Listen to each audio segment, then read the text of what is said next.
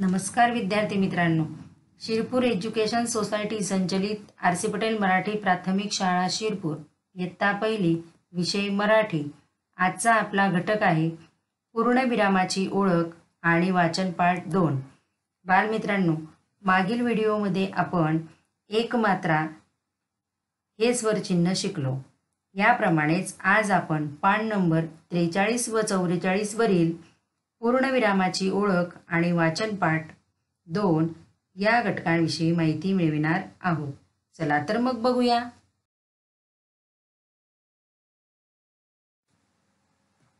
बघा बालमित्रांनो, प्रथम आपण पूर्णविराम या चिन्हाची ओळख करून घेणार आहोत. जसे आई घर बघ या वाक्याच्या शेवटी जो टिंब दिलेला आहे त्याला पूर्णविराम असे म्हणतात.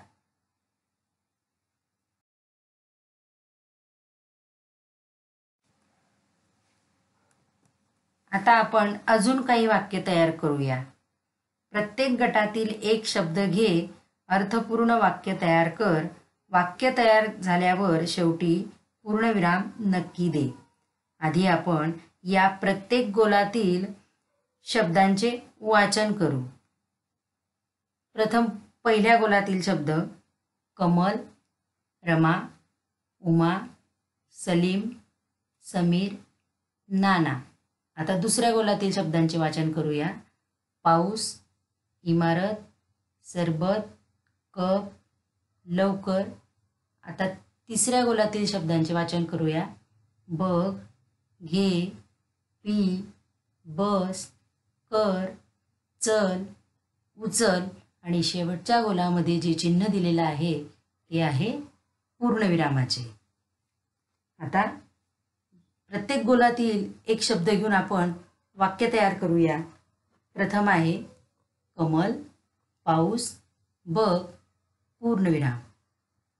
रमा, इमारत, बघ, पूर्णविराम. उमा, सरबत, कर, पूर्णविराम.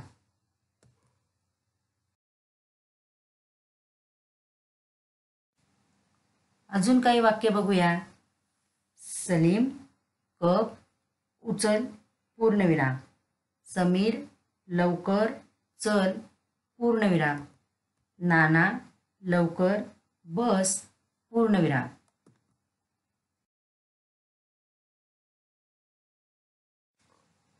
आता हे पहा, शब्दखेळ. शेवटी येणारे शब्द लिही, म्हणजे शब्दातील शेवटचे अक्षर ळी येईल असे शब्द लिहा. जसे कळी, पळी, आई, माळी. बालमित्रांनो, याप्रमाणे तुम्हाला हे शब्द पुस्तकात पूर्ण करायचे आहेत. आता हे पहा, वाचन पाठ 2. समोर 2 गोल दिसतायत आणि त्या गोलामध्ये काही शब्द दिलेले आहेत. गोलातील शब्द घे, अर्थपूर्ण वाक्य तयार कर, लिही व वाच. प्रथम आपण पहिल्या गोलातील शब्दांचे वाचन करू. चेतन, ताई, सुख, काम, चहा, घरी, लता, घर, पाऊस, कमल, सरबत. आता आपण पुढच्या गोलातील शब्दांचे वाचन करू. आले, पी, घे, कर, पहा, आली, बघ, आला, उचल, चल.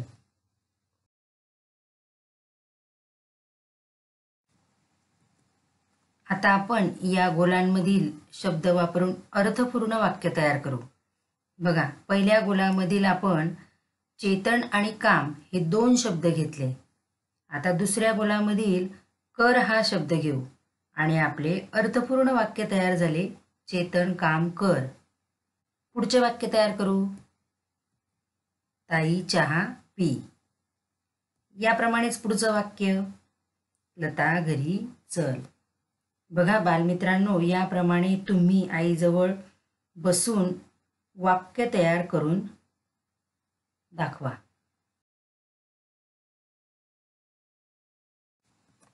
आता हे पहा, एकमात्रा उच्चाराचे शब्द लिही. इथे तेल हा शब्द दिलेला आहे. याप्रमाणे आपल्याला शब्द लिहायचे आहेत. भेळ, केस, पेन याप्रमाणे एकमात्रा उच्चाराचे शब्द तुम्हाला पुस्तकात लिहायचे आहेत.